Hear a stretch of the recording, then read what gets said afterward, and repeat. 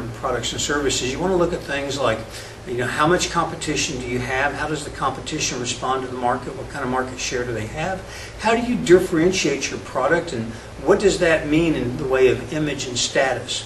What is the sensitivity of the consumer to price differences? Do they look at your product as a commodity that can be replaced by virtually any other product on the market, or do they look at your product as a unique product or service? And kind of, what's the life cycle? Are you early in the stage of the life cycle of the product, where you have a relatively unique and strong competitive advantage, or are you farther into the life cycle and do you see a lot of competition coming along?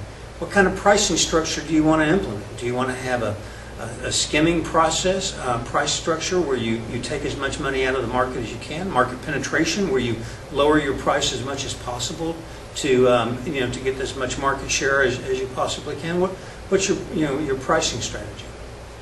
So then you think about selling systems, and when you think about selling systems and processes, you ask questions like, do you sell directly to the consumer, or do you sell through a channel? If you sell through a channel partner, do you provide them with exclusivity? How much information about the customer do you provide to the channel partner? What does that relationship look like? And especially when products are being returned, how do you handle that with the channel partner relationship? So you need to ask a lot of questions about, what does that channel partner relationship look like? How do you grow it? How do you maintain it? How do you nurture it and find new channel partners? When you're thinking about distribution systems, again, you're looking at, are you doing direct distribution, or are you doing channel partner distribution? When you talk about production systems and processes, you're looking at things like, what are the key activities to the business?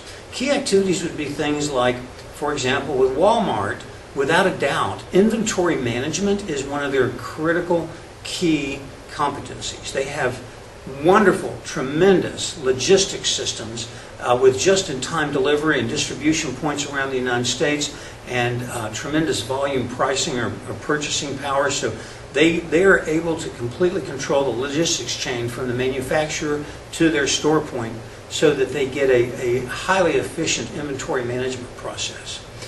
What are the key resources that you have? Think about McKinsey & Company, a global consulting company that has tremendous documented processes and a lot of staff with tremendous experience. Managing those processes and those staff, and retaining the staff and making sure they're not leaving, because that's where your real knowledge is, that's a key resource management concern for a company, and they manage it well.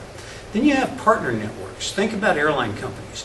Airlines compete both nationally and internationally. But internationally, they seem to they find a lot of partner relationships where while they will compete with some of the companies that fly internationally, they'll also partner with those very same companies, so that they have ticket-through arrangements. All the airlines have the ability to ticket you across national airlines from start to finish because of their airline partner and joint venture marketing relationships.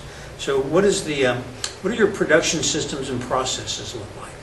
Then think about customer support.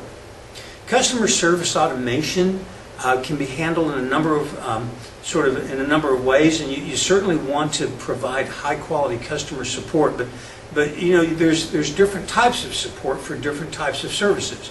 When you have something that's like a military or a life support system, a medical system, you have to have a very proactive 24